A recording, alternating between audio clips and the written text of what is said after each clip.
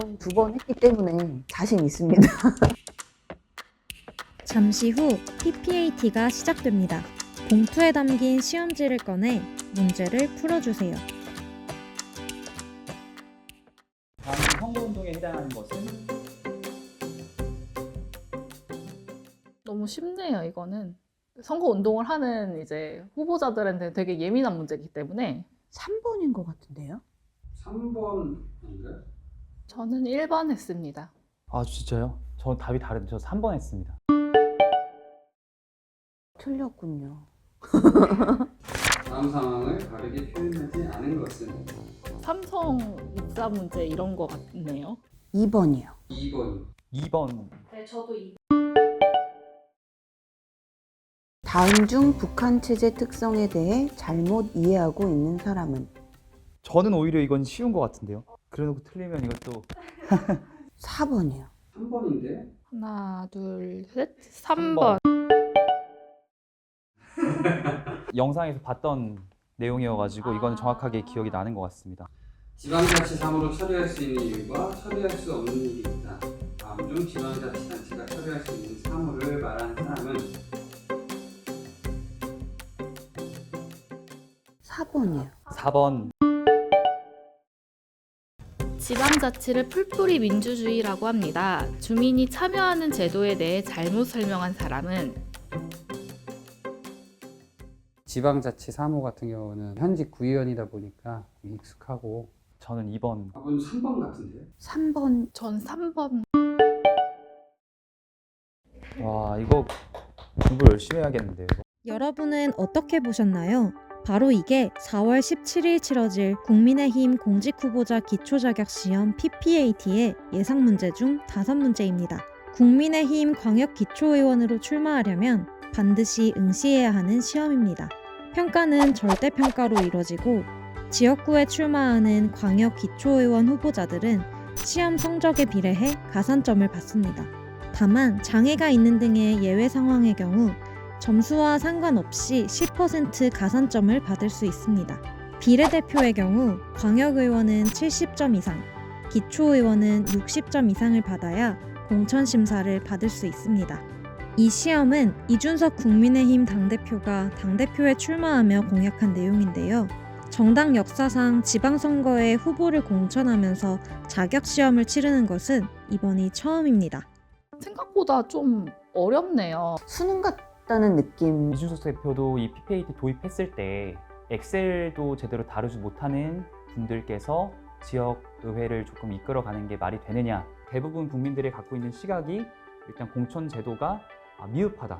저분은 누가 봐도 의원으로서의 자질이 부족한 것 같은데 그러니까 그것을 객관적으로 담보할 수 있는 평가를 한번 해보자는 겁니다. 모른다고 해서 현안을 해결할 수 없다고 생각하지 않거든요. 이것을 내가 꼭 해결해야 되겠다는 마음을 먹으면 그 현안에 대한 학습과 이런 것들은 충분히 할 수 있다고 생각을 해요. 변별력을 요구하는 의원들이 있어요. 같은 동료 의원들이 일을 너무 이상하게 하거나 이상한 논리로 말을 하는 실력 없는 지방의원도 있거든요. 그거 보면 이런 거라도 있어야 돼 이런 생각이 있으시고 이제 연세가 좀 있으신 분들이 걱정을 많이 하세요. 내가 이 나이에 돼서 공부를 해야 되냐.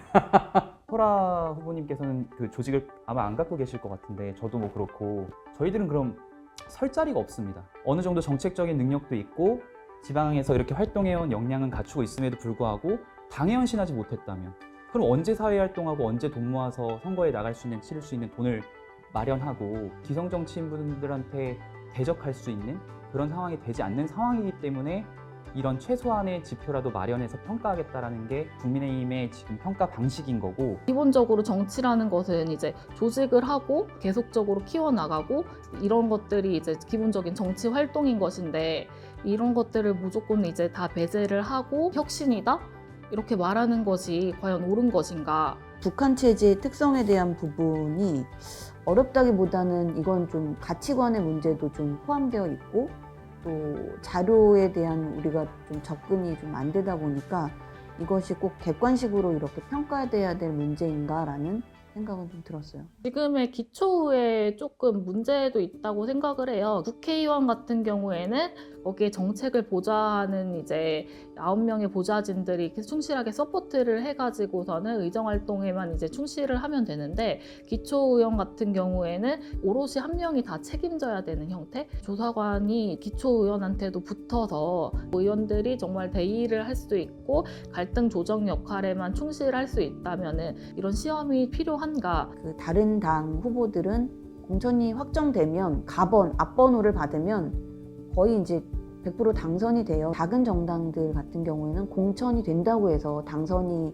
되지 않기 때문에 공천 이후에 이제 본선에서 얼마나 이제 주민들에게 나를 알리고 표를 얻을 것인가가 이제 굉장히 어렵거든요. 국민의힘이 책임 있게 그 좋은 정치를 만들기 위한 것이라면은 기초의회의 선거제도 개혁에 저는 동참해야 된다고 생각하거든요.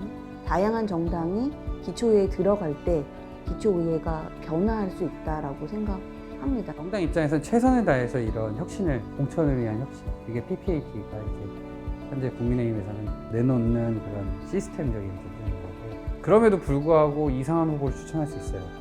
저희도 그렇고 다른 정당들도 마찬가지. 결국에는 우리 지역 주민들께서 우리 지역을 위해서 일을 할 수 있는 사람은 누군지 더 봐주셔야 돼요. 이거는 선거 제도로서는 한계가 있습니다.